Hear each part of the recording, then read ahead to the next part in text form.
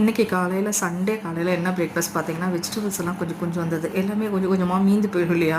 பீன்ஸில் carrot, உருளைக்கிழங்கு எல்லாம் இருந்தது. கொஞ்சம் பட்டாணியும் ஊற வச்சுருந்தேன். பட்டாணி எல்லாம் போட்டு நல்லா ஒரு குருமா வச்சாச்சு. காலையிலேயே குருமா வச்சுட்டு தோசை தான். தோசை குருமா எனக்கு ரொம்ப பிடிக்கும், எல்லாருக்குமே பிடிக்கும் மோஸ்ட்லி. ஆனால் இட்லியை விட தோசையோட குருமா ரொம்ப டேஸ்டியாக இருக்கும்.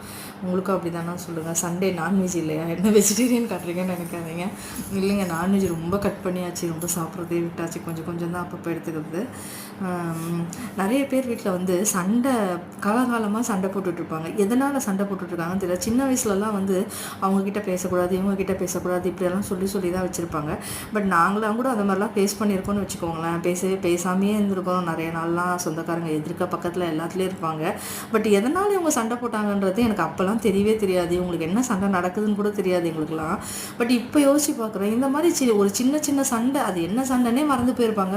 அந்த சண்டைகள்னால வந்து அப்படியே காலகாலமாக பேசாமல் பிரிஞ்சு ஒரு நம்ம சொந்தம் தான், ரொம்ப பிளட் ரிலேஷனே வந்து பிரிஞ்சு போய் இருக்கிறதெல்லாம் வந்து பார்க்க சொல்ல என்ன எதுக்காக இவ்வளோ வன்மம், எதுக்காக இவ்வளோ கோவம்னு எனக்கு தெரியல. கோவத்தை கொஞ்சம் கண்ட்ரோல் பண்ணிவிட்டு எல்லாரையும் ஃப்ரெண்ட்லியாக பார்த்தாவே ரொம்ப நல்லாயிருக்கும். இப்போ இருக்க ஜென்ரேஷன் ஓரளவுக்கு பரவாயில்லன்னு நினைக்கிறேன். நீங்கள் என்ன நினைக்கிறீங்க?